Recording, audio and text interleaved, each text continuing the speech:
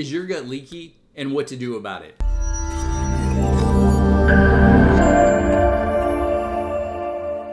Hello and welcome to another edition of the Ask Dr. Pickel show. So today we're going to talk about leaky gut, what to do about it. So just the other day I was at the grocery store, and when I go to the grocery store and I'm going to check out, I've got my cart full of groceries. I usually try to find the line that has, of course, the least people, but also the people who don't have the carts that are so full, because my cart's usually not that full.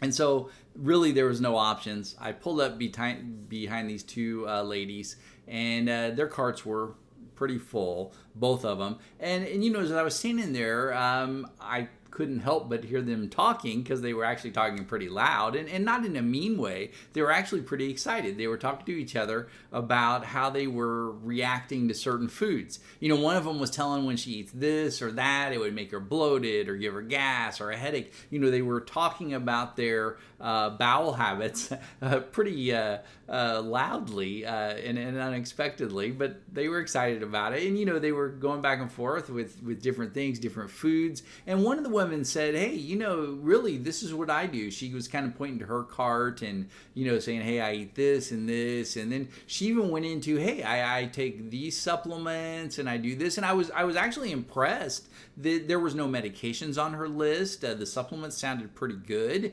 And she was actually sounded like she was eating pretty decent. And she was telling this to the other lady, kind of teaching her. And the other lady was pretty excited because she actually got some information that she probably found very helpful to her, that maybe to help this issue she was suffering with. And did I barge in and say, hey, you've probably got increased intestinal permeability. Maybe you've got leaky gut, ma'am. No, I didn't say that. I actually didn't even approach them. I just listened. And after they got done checking out, which, took a little while, finally I got up there, was able to pay for my groceries and head on out. But this did give me some ideas for this video. I thought, hey, let's do something about leaky gut here. Because a lot of people have this. A lot of my patients have these types of issues when they come in. And some of the main symptoms of this are gas, bloating, diarrhea, sometimes even constipation, and sometimes it could be mixed. Food intolerance is a big one. People start to notice, hey, now I react to this food and this food and this food, and every time I eat this, it bothers me. Brain fog, skin issues, sinus issues, allergies, fatigue, mood issues. There's actually a long list of potential problems that can occur because of this. Now, when we look at, when we say leaky gut, it sounds like our gut has holes in it and things are just seeping right through into our bloodstream and causing us problems somehow in that way. And that's really not how it happens. So if we look at this diagram, we do have the small intestine right in through here, and I kind of labeled that small intestine. Now, if we take a little section out of this small intestine, this little hole in here, that's kind of the area where our food travels through. So very important there. Now, within that layer, kind of this jagged edge on the outside, that's called the mucosal layer. This is a mucous membrane. Where else do we have mucous membranes? Sinuses, lungs, throat. Yeah, it's all the same immune system. So, but the thing is this is very important. We need this mucus. This mucus actually guards us. It protects the gut. It's part of the immune system. And so when these foods go through, it kind of, what it does is these little cells come up and almost taste your food or look at it or identify it. And your immune system can say, okay, that's good, that's not good. And if it's not good, then it'll do something about it. Now, the problem is if you have health conditions, if you have certain factors that we're going to talk about in a minute, or certain things you're doing to your gut on a regular basis, then this can start to affect this mucus lining. This can start to break it down and affect the immune system in the gut. And you don't want to do that to the gut, because the gut is about 75% of your immune system. It's pretty darn important, and inflammation there can affect inflammation almost anywhere in the body. So the thing is if we do start to cause trouble in that mucosal layer of the gut, then it starts to break down, and these food proteins get in there deeper, or other bad guys get in there deeper. Now, they don't go through and there's no holes that are made. They get down to that submucosal layer, kind of this area right under that. And this submucosal layer is filled with, our immune system is filled with lymphatics, it's filled with blood vessels, pretty important area. But if things get down to that level, then we get a battle. Then we get a raging attack where the immune system says, you're not supposed to be here, attack that thing. And then all of a sudden we get, hey, I just ate and I got bloated. I just ate and I got a stomach ache. This is these signs of leaky gut that are occurring, and especially when they occur chronically. And it's like, hey, every time I eat this, I get bloated, or as the day goes by, I just get more and more bloated each meal. So what can cause these types of things? Yeah, definitely your diet. If you're eating a lot of sugar, if you're eating a lot of processed foods, fast foods, yeah, you're causing destructive processes on your gut.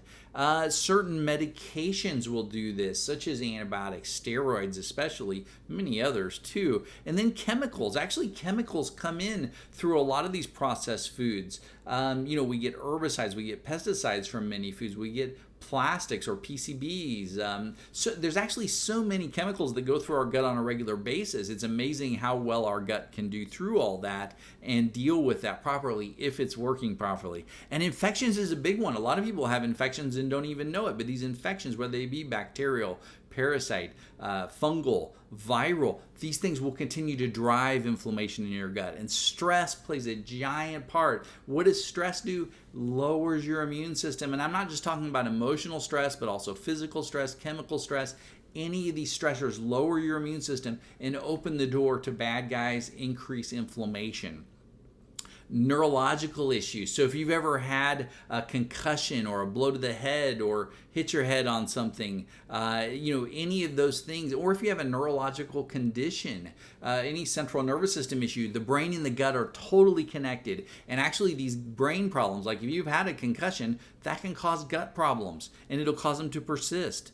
And then hormonal issues. Your hormones actually affect your immune system. They actually have an anti-inflammatory effect too. If those hormones are off, this can start to cause problems here too. And especially not only like female hormones and things like that, but let's talk about like high cortisol levels from stress or other things that promote those adrenal glands to work hard.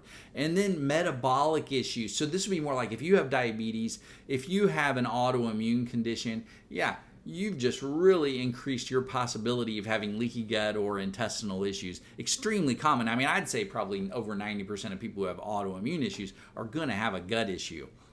All right, so what can we do about all this? Well, number one, we talked about the diet, but the first thing you would need to do is really fix your diet. If you're eating a lot of processed foods, sugars, fast foods, a lot of just fried foods, things like that, these are going to create inflammation. These are going to be problems, and you've got to clear those out. You've got to change your diet. If you don't change that, you might as well forget it.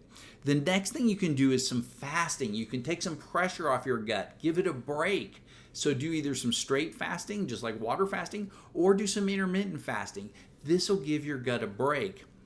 And then you can actually increase fiber, dietary fiber, like vegetable fiber in your diet. And what does that do? That feeds those good bacteria. They love this stuff, and this really makes them healthy. And some people will just kind of they'll take a bunch of veggies, make a smoothie, and keep that in the refrigerator or freezer, and just every day they'll take a little tablespoon or a little cup of that and do it. And that actually can have big effects. Another way you can do that, if you don't like to do that, you can take a pill of butyrate.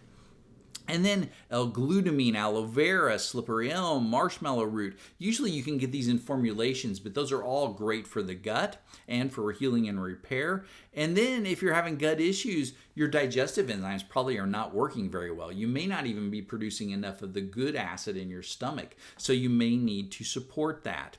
Zinc carnosine is another great one for the gut. Probiotics can be extremely important, especially when you're restoring and repairing the gut and trying to get back those good populations that have been destroyed either by inflammation or medications or things like that. And sometimes I'll have patients just start off like on a Saccharomyces boulardii, and some people do great with starting with probiotics right away, and some people you can't really do it until you get some of the other bad guys out of the gut. So there's different time frames into adding those in. And then probably this last one should be moved towards the beginning of the line, resveratrol, because it's so important. It helps to bring down inflammation, especially in the gut, but not only the gut, but also in the brain. Resveratrol is amazing stuff. What happens is if we get inflammation in our gut, that inflammation self-perpetuates. So it keeps going even though we've taken away the foods, even though we've taken away the other things. So one of the only ways to really halt that is with resveratrol. It stops that Th17 side of the immune system. And so resveratrol, a great one. And then if you have persistence, if you're like, hey, I've changed my diet, I'm taking a lot of these supplements, symptoms are just persisting, yeah, you probably have some type of an infection that's hanging on in the gut. Or you may have a histamine issue. So you may have to go through your foods and find out, hey, do I have any high histamine foods in my diet? Or maybe it's turned from a histamine issue into a mast cell issue, and maybe you need to deal with some of your genetic issues like the DAO gene or the MAO gene. And actually one of the best things for that, resveratrol. So great stuff there. Brain issues, like I was talking about, if you've had concussions, if you have neurological or central nervous system issues, then yeah, your gut's going to be, and sometimes you've got to fix the brain before you can fix the gut. And then autoimmunity, if you have any type of autoimmune condition, you're probably not going to have as quick of a fix as some people just doing some of these things. Probably going to have to go a little further, and some of these supplements may actually not work for you because you don't want them stimulating the wrong side of the immune system if you have autoimmunity. So those are people that we need to check a little further and look into what's going on with their immune system and find out and get rid of what it's dealing with and what's driving that immune system to attack you. So, all right, well, hopefully everybody got some great information out of this. God bless, and I'll see you on this next video, which I think you'll like a lot. All right.